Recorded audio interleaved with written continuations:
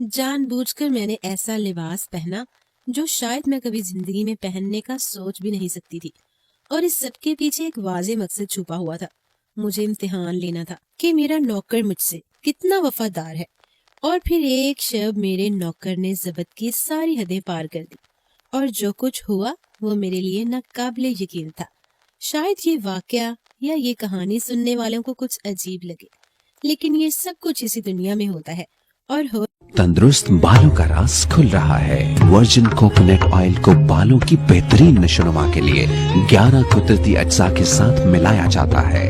ایکلپٹائن بالوں کو بڑھانے کے لیے بہترین ہے۔ نیم اسکلپ سر کی جلد کو ڈیمیج ہونے، پانی اور موسمی اثرات سے محفوظ رکھتا ہے۔ ایلو ویرا بالوں کا قدرتی رنگ اور جوانی کو برقرار رکھتا ہے۔ آملہ وقت سے پہلے بالوں کو سفید ہونے سے روکے اور سر کی جلد کی حفاظت کرے۔ ان تمام قدرتی اجزاء کی خصوصیات اور ورجن کوکونٹ آئل کو ملا کر ایک بہترین مرکب تیار کیا جاتا ہے جو سر کی جلد میں شامل ہو کر قدرتی طریقے سے بالوں کا گرنا روکتا ہے، انہیں گھنے، سیاہ اور چمکدار بناتا ہے۔ رہا ہے۔ یہ کہانی میری ایک دور کی رشتہ دار کی ہے جو کم عمری میں ہی بیوہ ہو گئی تھی۔ یہ جان کر آپ کے رونگٹے کھڑے ہو جائیں گے کہ کس طرح اس نے اپنے نوکر کا امتحان لینا چاہا اور اس کے نوکر نے اس کے ساتھ کیا کیا۔ یہ واقعی میں انہی کی زبانی بیان کر رہی ہوں۔ کم عمر افراد اگر یہ کہانی سن رہے ہیں تو اسے یہیں چھوڑ کر جا سکتے ہیں۔ اس کہانی کو بیان کرنے کا مقصد صرف معاشرے کی عکاسی کرنا ہے۔ میرا نام رشیدہ ہے اور میں بہت ہی خوبصورت تھی۔ جو مجھے دیکھتا وہ مبہوت رہ جاتا۔ میری خوبصورتی کے چرچے سارے خاندان میں ہوتے تھے۔ جو بھی مرد مجھے ایک دفعہ دیکھتا وہ پلکیں جھپکنا بھول جاتا۔ لیکن قسمت کے معاملے میں بہت ہی بد نصیب ثابت ہوئی تھی۔ نہ ہی روپے پیسے کی کوئی کمی تھی اور نہ ہی حسن میں میرا کوئی ثانی تھا۔ میرا قد کاٹ اور جسامت 14-15 سال کی عمر سے ہی اتنے بھرپور تھے کہ مجھ پر اٹھنے والی نگاہ جھکنا بھول جاتی۔ میں گھر سے نکلتی تو سارے مردوں کی نظریں مجھ پر جم جاتی۔ میری اسی اٹھان اور خوبصورت جوانی سے میرے ماں باپ کو میری فکر ستانے لگی تھی۔ میرے ماں باپ ویسے بھی جلد سے جلد میری شادی کر کے اپنا فرض پورا کرنا چاہتے تھے۔ دراصل میرا تعلق اس اپر کلاس سے تھا جہاں رشتوں کو کوئی خاص حیثیت حاصل نہیں ہوتی۔ ہر کوئی ایک آزاد زندگی گزارنا چاہتا ہے، اور میرے ماں باپ نے میری شادی کے بعد ایسی ہی ایک آزاد زندگی گزارنا چاہتے تھے۔ میرے باپ نے اپنے کاروباری دوست کے بیٹے ساجد سے میں رشتہ طے کر دیا اور 18 سال کی عمر میں ہی رخصت ہو کر اپنے شوہر کے بڑے سے بنگلے میں چلی آئی۔ میرا شوہر بھی بہت ہی خوبصورت اور جوان تھا۔ ہم دونوں ایک ساتھ کھڑے ہوتے تو لوگوں کی نظریں ہم پر ٹھہر سی جاتی۔ ہر کوئی ہماری جوڑی کو خوب نظر لگاتا، اور میں یہ سوچ کر خوشی سے سرشار ہو جاتی کہ خدا نے میرے حصے میں ساری خوشیاں لکھ دی ہیں۔ اپنے ماں باپ کے گھر میں تنہائی کا شکار رہی تھی، مگر اب ساجد کی محبت نے مجھے مکمل کر دیا تھا۔ لیکن میں یہ بھول گئی تھی کہ آزمائشیں بھی زندگی کا حصہ ہیں۔ میری اور ساجد کی شادی کو 3 سال ہونے والے تھے، لیکن خدا نے ہمیں اولاد کی نعمت سے محروم رکھا تھا۔ میری ساس سسر ہر وقت اولاد کی خواہش کرتے، اور میری ساس کے رویے میں کافی حد تک بدلاؤ بھی آ گیا تھا۔ ان 3 سالوں میں ان کی محبت پہلے جیسی نہیں رہی تھی۔ ان کی ہر وقت یہی تمنا رہتی کہ کب میں انہیں کوئی خوشخبری سناؤں اور وہ خوشی میں جھوم اٹھے۔ لیکن یہ سب میرے ہاتھ میں نہیں تھا۔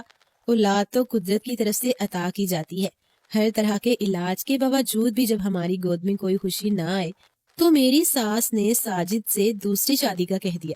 ساجد مجھ سے سچی محبت کرتے تھے، اسی لیے پہلے تو انہوں نے اپنی ماں کو صاف انکار کر دیا، لیکن روز روز کے بڑھتے ہوئے اسٹار اور دباؤ کی وجہ سے وہ مجھے لے کر ایک دوسرے بنگلے میں شفٹ ہو گئے۔ مجھے لگتا تھا کہ شاید اب زندگی میں کچھ سکون آ جائے گا، لیکن میری یہ سوچ محض چند دنوں کی مہمان ثابت ہوئی۔ ایک دن ساجد دفتر سے گھر لوٹ رہے تھے کہ بریک فیل ہونے کی وجہ سے ان کی گاڑی کا حادثہ ہو گیا اور وہ موقع پر ہی جاں بحق ہو گئے۔ 22 سال کی بھری جوانی میں ہی میں بیوہ ہو گئی۔ اتنے بڑے بنگلے میں اکیلے کیسے زندگی گزارتی، یہی سوچ کر عدت کے دن گزارے اور پھر اپنے ماں باپ کے گھر چلی آئی۔ لیکن وہ کہتے ہیں نا کہ رخصت ہونے کے بعد بیٹیاں پرائی ہو جاتی ہیں، بالکل سچ ہی کہتے ہیں۔ عدت کے چند مہینوں میں ہی میری بھابھیوں نے مجھ پر یہ باور کرا دیا کہ میں ان کے لیے محض بوجھ کے سوا اور کچھ نہیں ہوں۔ اپنے خاندان کے عجیب عجیب لڑکوں کے رشتے وہ میرے لیے لے کر آنے لگی۔ ابھی تو میں ساجد کی موت کے غم سے باہر ہی نہیں آئی تھی، دوسری شادی کے بارے میں کیسے سوچ سکتی تھی؟ مجھے اچھی طرح اندازہ ہو گیا تھا کہ یہ لوگ مجھے چند دنوں سے زیادہ برداشت نہیں کر سکتے ہیں، جبکہ میری ذات سے انہیں کوئی تکلیف بھی نہیں پہنچ رہی تھی۔ ان کے تلخ رویوں کو دیکھتے ہوئے میں نے فیصلہ کیا کہ میں ساجد کے بنگلے میں واپس شفٹ ہو جاؤں گی۔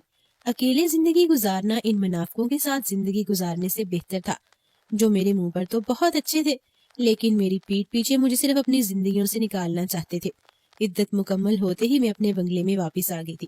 ساجد کا کاروبار ان کے بابا نے سنبھال لیا تھا اور خرچے کی ایک خاص رقم میرے اکاؤنٹ میں باقاعدگی سے ٹرانسفر ہونے لگی تھی۔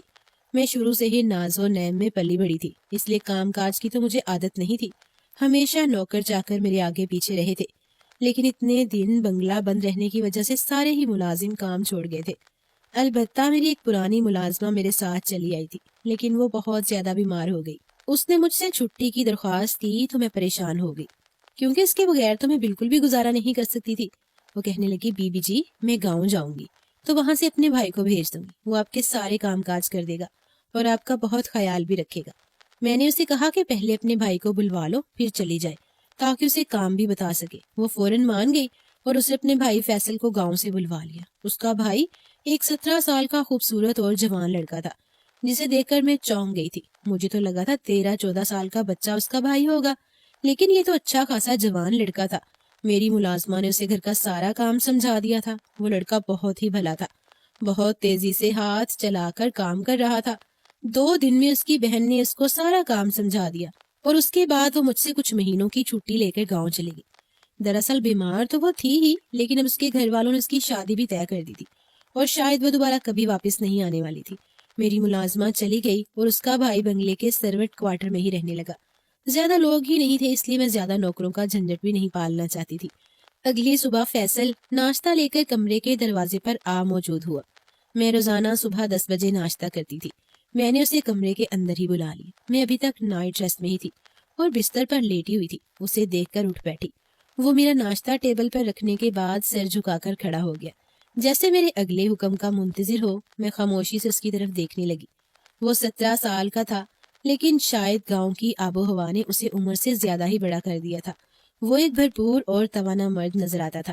جانے کیوں اچانک ہی مجھے اس کی موجودگی سے گھبراہٹ سی محسوس ہونے لگی، کیونکہ اتنے بڑے بنگلے میں وہ میرے ساتھ اکیلا تھا اور دور دور تک کوئی نہیں تھا۔ یہ سوچ کر ہی مجھے خوف آنے لگا کہ میں بھی جوان ہوں اور وہ بھی۔ میری خوبصورتی پر تو ویسے ہی بہت سے آدمی مرتے تھے، یہ فیصل کی نیت بھی نہ بدل جائے۔ میں نے بنا سوچے سمجھے ایک جوان لڑکے کو اپنے پاس رکھ لیا ہے، جبکہ مجھے اس بات کا خیال کرنا چاہیے تھا کہ میں خود بھی ایک جوان بیوہ ہوں اور اتنے بڑے گھر میں تنہا ہوں۔ میں نے فیصل کو دن بھر کے ڈھیر سارے کام بتا دیے تھے اور وہ فوراً ہی کاموں پر لگ گیا تھا، لیکن میرے دل و دماغ پر عجیب سا بوجھ آ گیا تھا۔ میں نے سوچا تھا کسی نئے بھروسہ مند ملازم کا انتظام کر لوں گی اور پھر فیصل کو نکال دوں گی۔ مجھے اپنے گھر سے آئے کافی دن ہو گئے تھے، لیکن میرے گھر سے اب تک کوئی مجھ سے ملنے کے لیے نہیں آیا تھا۔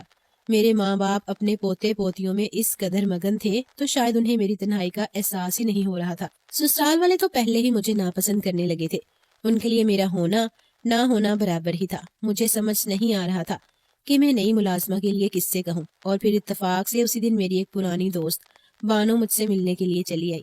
وہ شادی ہو کر باہر ملک گئی تھی اور اب چھٹیوں میں واپس آئی تھی تو اسے میرے بیوہ ہونے کی خبر ملی تھی۔ پھر اس کے گلے لگ کر پھوٹ پھوٹ کر رو پڑی تھی۔ میری بربادی کی داستان سن کر وہ بھی بہت دکھی ہوئی تھی۔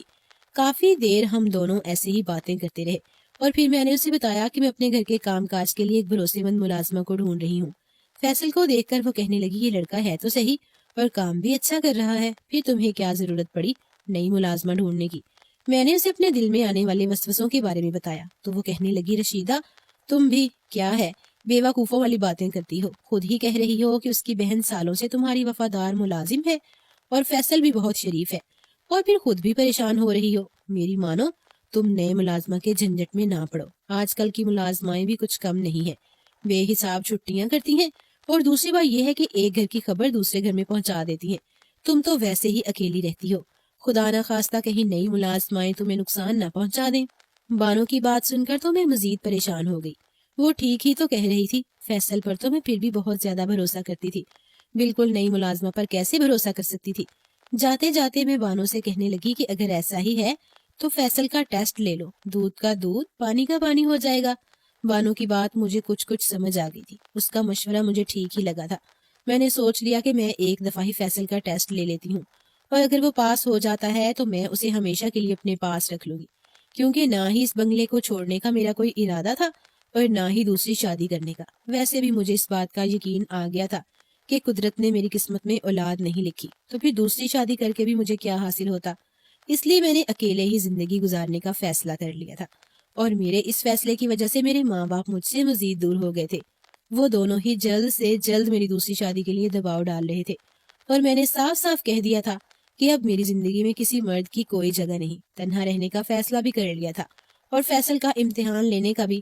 پیسوں اور عزت دونوں ہی معاملے میں اس کا ٹیسٹ لینا چاہتی تھی، اس لیے شام کے وقت میں نے جان بوجھ کر بہت سارے پیسوں سے بھرا ہوا بیگ کچن کے کاؤنٹر پر ہی چھوڑ دیا اور خود اپنے گھر سے نکل پڑی۔ میں دیکھنا چاہتی تھی کہ فیصل اس بیگ کے ساتھ کیا کرے گا۔ 2 گھنٹے تک میں بازار میں گھومتی رہی، گھر کا جو بھی ضروری ساز و سامان لینا تھا لے کے گھر پہنچی تو وہ بیگ کاؤنٹر پر موجود نہیں تھا۔ فیصل بھی مجھے گھر میں کہیں نظر نہیں آیا تھا۔ میرا دل بہت زور سے دھڑکا تھا۔ میں سارا سامان رکھ کر اپنے کمرے میں آئی تو یہ دیکھ کر حیران ہو گئی کہ وہ بیگ میرے کمرے میں رکھا ہوا تھا۔ جلدی سے میں نے اسے کھول کر دیکھا تو اس میں سارے کے سارے پیسے موجود تھے۔ ایک لمحے کے لیے مجھے سکون ہوا کہ فیصل کی نیت پیسوں پر خراب نہیں ہے، لیکن دوسرے ہی لمحے مجھے خیال آیا کہ ہو سکتا ہے وہ یہ جانتا ہی نہ ہو کہ اس کے اندر کیا موجود ہے۔ اسی لیے میں نے دوسری طرح سے اس کا امتحان لینے کا سوچا۔ پھر رات ہونے سے پہلے فیصل سارے گھر پر ایک نظر ڈال کر اپنے کوارٹر میں سونے کے لیے جاتا تھا۔ میں نے جان بوجھ کر کچھ پیسے کوارٹر جانے والے راستے پر گرا دیے۔ مجھے یقین تھا کہ یہ پیسے فیصل کی نظروں میں ضرور آئیں گے۔ میں اپنے کمرے میں آ کر سکون سے لیٹ گئی اور مجھے صبح کا انتظار تھا۔ میں دیکھنا چاہتی تھی کہ اس امتحان میں وہ پاس ہوگا یا فیل۔ میں سوچ رہی تھی کہ ساری رات شاید مجھے انتظار میں نیند نہ آئے، لیکن یہ میری غلط فہمی ثابت ہوئی۔ مجھے کمرے میں آ کر زیادہ دیر نہ گزری تھی کہ کمرے کا دروازہ بجنے لگا تھا۔ پہلے تو میں حیران ہوئی، لیکن فیصل کی آواز سن کر میں نے اسے اندر آنے کی اجازت دے دی۔ وہ سر جھکائے کمرے میں آیا اور میرے آگے پیسے رکھ کر کہنے لگا کہ یہ اسے کوارٹر کے راستے پر ملے ہیں اور یہ اس کے نہیں ہیں۔ فیصل کی وفاداری نے مجھے حیران کر دیا تھا۔ وہ پیسے تقریباً ₹1,00,000 کے قریب تھے۔ میں نے فیصل سے کہا یہ پیسے میرے بھی نہیں ہیں، تم چاہو تو یہ پیسے رکھ سکتے ہو۔ میں اسے اس کی وفاداری کا انعام دینا چاہتی تھی۔ فیصل ہاتھ جوڑ کر کہنے لگا میڈم میں حلال کا لقمہ کھاتا ہوں، میں نہیں جانتا یہ پیسے آپ کے ہیں یا کسی اور کے، لیکن یہ میرے نہیں ہیں، اس لیے میں انہیں کسی صورت میں نہیں رکھ سکتا۔ وہ خالی ہاتھ واپس چلا گیا اور پیسے میرے سامنے پڑے رہ گئے۔ میرا دل اس بات پر راضی ہو گیا تھا کہ فیصل کی نیت بالکل صاف ہے اور وہ کبھی بھی میری کسی بھی قیمتی چیز کو ہاتھ نہیں لگائے گا۔ اب صرف ایک ہی چیز رہ گئی تھی اور وہ تھی ہم دونوں کے درمیان کی عزت۔ میں ابھی بھی جوان تھی اور وہ بھی جوانی کی دہلیز پر قدم رکھ چکا تھا۔ ایسے میں ہمارا ایک ساتھ بنگلے میں رہنا ٹھیک نہیں تھا۔ یہ بات میں بھی جانتی تھی، لیکن میں کسی غیر شخص کو اپنے ساتھ نہیں رکھنا چاہتی تھی۔ اگر فیصل آخری مرحلے کو پار کر جاتا تو وہ ہمیشہ کے لیے میرا وفادار ملازم بن جاتا، اور یہی سوچ کر میں نے سرخ رنگ کی ساڑی زیب تن کی اور 16 سنگھار کر لیا، جبکہ بیوہ ہونے کے بعد سے میں نے کبھی اتنا 16 سنگھار نہیں کیا تھا۔ میں نے ایک نظر آئینے پر ڈالی تو میں قیامت ڈھا رہی تھی۔ میری نظریں اپنے ہی حسن پر نہیں ٹھہر پا رہی تھی، تو فیصل کیسے میری اس خوبصورتی کتاب لا سکتا تھا؟ میں پوری طرح تیار ہو کر ڈائننگ ٹیبل پر جا کر بیٹھ گئی۔ فیصل سے کہا کہ وہ شام کی چائے لے کر میرے ساتھ ہی بیٹھ جائے۔ فیصل سر جھکائے شام کی چائے لے کر آ گیا تو میں نے اسے زبردستی اپنے سامنے بٹھا لیا اور اس نے اس کے بارے میں سوال پوچھنے لگی۔ وہ کبھی کبھی مجھے نظر اٹھا کر دیکھتا اور پھر فوراً ہی نظر جھکا لیتا۔ مجھے اس کا یہ انداز بہت اچھا لگ رہا تھا۔ اس نے ایک دفعہ بھی نظر بھر کر مجھے نہیں دیکھا تھا، تو میرے ہر سوال کا جواب بہت ہی مہذب انداز میں دے رہا تھا۔ ایسا لگتا تھا جیسے وہ عزت دار اور شرم و حیا کا پیکر ہو۔ سچ تو یہی تھا کہ میں فیصل کے کردار سے مرعوب ہو گئی تھی۔ واقعی وہ ایک باکردار شخص تھا، لیکن میں مزید کچھ دن اور اس کا امتحان لینا چاہتی تھی۔ اس لیے ہر دن میں نئے لباس پہن کر تیار ہوتی اور کبھی اسے ڈرائنگ روم میں اپنے پاس بٹھا لیتی تو کبھی گارڈن میں۔ ایک دن رات کے وقت میں اس کے کوارٹر کے پاس پہنچ گئی اور اسے آواز دے کر باہر بلایا تو وہ فوراً ہی چلا آیا۔ میں نے گلابی رنگ کی نائٹی پہنی ہوئی تھی۔ مجھے یقین تھا کہ فیصل مجھے ایک نظر بھر کر ضرور دیکھے گا، لیکن وہ آج بھی سر جھکائے کھڑا تھا۔ میں نے فیصل سے کہا مجھے نیند نہیں آ رہی، مجھے کافی بنا کر دے۔ وہ میرے پیچھے پیچھے ہی چلا آیا۔ میں اس کے آگے کچن کاؤنٹر سے لگ کر ہی کھڑی ہو گئی۔ میرے بال پوری طرح کھلے ہوئے تھے اور میری نظریں فیصل پر ہی جمی ہوئی تھی، لیکن وہ کافی بنانے میں مگن تھا۔ اس نے کافی بنا کر میرے آگے رکھ دی اور جس طرح آیا تھا اسی طرح واپس چلا گیا۔ اس کے اس انداز نے مجھے پوری طرح شاکڈ کر دیا تھا۔ وہ کس طرح میری خوبصورتی سے نظر چرا گیا تھا، یہ بات میرے لیے بالکل انوکھی تھی۔ شاید وہ میرا بھروسہ جیتنے کی کوشش کر رہا تھا، کیونکہ آج تک میری زندگی میں جتنے بھی مرد آئے تھے وہ جب مجھے دیکھتے تھے تو نظر جھپکنا بھول جاتے تھے۔ ایک شام میں نے بلیک کلر کا خوبصورت سا بلیک گاؤن پہنا اور بالوں کو کھول کر پوری طرح تیار ہو گئی۔ مجھے اس بات پر بھی یقین آ چکا تھا کہ فیصل مجھ پر نظر نہیں ڈالے گا، اسی لیے میں نے اپنے لباس کو مزید بے باک کر دیا تھا۔ میری سفید رنگت اس سیاہ لباس میں پوری طرح کھل رہی تھی۔ میں بستر پر نیم دراز ہو گئی اور میں نے جان بوجھ کر فیصل کو بلوا لیا اور سر جھکائے کمرے میں آ گیا۔ میں نے اسے کہا میرے سر میں بہت درد ہے اور میرا سر دبا دے۔ وہ میرے قریب آ کر بیٹھ گیا اور اپنے ہاتھوں سے میرا سر دبانے لگا۔ میں دل ہی دل میں سوچ رہی تھی کہ بس آج فیصل کا امتحان ختم ہو گیا۔ وہ بہت ہی باکردار شخص ہے اور اب مجھے اسے مزید آزمانے کی ضرورت بھی نہیں۔ لیکن اچانک ہی فیصل نے کچھ ایسا کیا کہ میرے ہوش اڑ گئے۔ وہ پوری طرح بے قابو ہو گیا اور اس نے میرے پیروں کے پاس پڑی چادر اٹھا کر میرے وجود پر ڈال دی تھی اور مجھ سے دور ہو کر کھڑا ہو گیا۔ وہ نظریں جھکائے کہہ رہا تھا، میڈم میں مزید آپ کے پاس کام نہیں کر سکتا۔ میں ایک شریف اور عزت دار لڑکا ہوں اور اپنے نفس پر قابو رکھتا ہوں، لیکن آپ کی بے باکی اور لباس مجھے میرے ایمان سے بھٹکا رہے ہیں۔ میں ایک مرد ہوں اور قدرتی طور پر صنف مخالف کی طرف کشش رکھتا ہوں، لیکن آج تک میں نے اپنے کردار کو پوری طرح بچا کر رکھا ہے۔ لیکن اب یہ میرے لیے بہت مشکل ہو چکا ہے۔ میں اور آپ اس بنگلے میں تنہا رہتے ہیں اور اب مجھے ایسا محسوس ہونے لگا ہے کہ جیسے ہمارے درمیان تیسرا شیطان آ چکا ہے۔ مجھے اس بات کا ڈر ہے کہ ابھی تک تو میں نے خود پر قابو رکھا ہے، لیکن کہیں کسی دن میں اپنے نفس کا غلام بن کر کوئی ایسی حرکت نہ کر بیٹھوں کہ زندگی بھر اپنے آپ سے بھی نظر نہ ملا سکوں۔ وہ لمبا چوڑا جوان مرد میرے آگے کھڑا آنسو بہا رہا تھا اور میں شرمندگی کے گہرے سمندر میں غرق ہو گئی تھی۔ وہ تو عزت سے اپنا کام کر رہا تھا، لیکن میں ہی اسے ورگلانے جیسی حرکتیں کرنے لگی تھی۔ نہ جانے میں اس کا امتحان لے رہی تھی یا خود کو اس کے آگے پیش کر رہی تھی۔ اب مجھے احساس ہو رہا تھا کہ میں نے کتنی بڑی غلطی کر دی تھی۔ وہ ٹھیک ہی تو کہہ رہا تھا، اگر کسی کمزور لمحے میں وہ اپنے آپ پر قابو نہ رکھ پاتا اور میرے ساتھ کچھ غلط کر بیٹھتا تو میں اپنی عزت بھی گوا بیٹھتی اور اسے بھی بدکردار سمجھ لیتی، جبکہ غلطی تو سراسر میری اپنی تھی۔ وہ واپس جانے کے لیے اجازت مانگ رہا تھا۔ میں نے اس کے آگے ہاتھ جوڑ دیے اور اسے کہا کہ مجھے معاف کر دے، میں تو بس اس کا امتحان لینا چاہتی تھی، لیکن خود بھی ناکام ہو گئی۔ میں اس کے آگے خود کو بہت چھوٹا اور کمتر محسوس کر رہی تھی۔ فیصل کہنے لگا، میڈم آپ خوبصورت بھی ہیں اور جوان بھی ہیں، آپ کو میرے جیسے لڑکے کو ملازم رکھنے کی بجائے کسی اچھے اور نیک شخص سے شادی کر لینی چاہیے۔ میں نے اسے بتایا کہ میرا اعتبار رشتوں پر سے ہٹ گیا ہے، کیونکہ میں جس اپر کلاس میں رہتی تھی وہاں رشتوں اور جذبات کی کوئی حیثیت نہیں تھی۔ میرے اپنے ماں باپ 2 دن پہلے کچھ مہینوں کے لیے میرے بڑے بھائی کے پاس امریکہ چلے گئے ہیں۔ ویسے بھی وہ لوگ جب تک یہاں تھے تب تک بھی ان کا ہونا نہ ہونا میرے لیے برابر تھا۔ فیصل کہنے لگا کہ آج نہیں تو کل آپ کو اپنی زندگی میں آگے بڑھنا ہی ہے۔ میں کچھ عرصے تک آپ کے پاس ملازم رہنے کے لیے راضی ہوں، لیکن آپ کسی دوسرے ملازم کا انتظام جلد کر لیجیے۔ میں گہری آہ بھر کر رہ گئی تھی۔ میں نے اپنی نادانی میں ایک وفادار ملازم کو کھو دیا تھا۔ میں جان گئی تھی کہ اب وہ کسی بھی صورت ہمیشہ میرے پاس نہیں رہے گا۔ کچھ دن بعد فیصل نے گاؤں کی ایک لڑکی کو میرے پاس ملازم رکھ دیا تھا اور خود مجھ سے الوداعی ملاقات کر کے ہمیشہ کے لیے گاؤں لوٹ گیا تھا۔ آج بھی میں جب بھی فیصل کو یاد کرتی ہوں تو میری آنکھیں بھیگنے لگتی ہیں۔ وہ آج کے دور میں ایک نیک سیرت انسان تھا جس نے کئی بار موقع ملنے کے باوجود بھی کبھی مجھ پر بری نظر نہیں ڈالی تھی۔ ایک بات میں نے اچھی طرح سمجھ لی تھی کہ ہر رشتہ آزمانے کے لیے نہیں ہوتا۔ کبھی کبھی ہمارے آزمانے کا طریقہ دوسرے انسان کو ہم سے متنفر کر دیتا ہے۔ کچھ رشتوں پر بنا آزمائے ہی اعتبار کر لینا چاہیے۔ میں پہلے دن سے جانتی تھی کہ فیصل ایک اچھا انسان ہے، لیکن اسے آزمانے کے چکر میں نے اسے کھو دیا تھا۔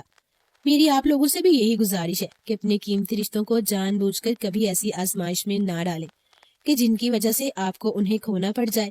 امید کرتے ہیں کہ یہ سچا واقعہ آپ کو اچھا لگا ہوگا۔ اگر آج کی یہ ویڈیو آپ کو پسند آئی تو اس ویڈیو کو لائک اور شیئر کرنا مت بھولیے گا، اور ایسے ہی سچے واقعات سننے کے لیے ہمارے YouTube چینل کو سبسکرائب کر لیجیے گا۔ اپنا بہت زیادہ خیال رکھیے گا۔ اللہ نگہبان۔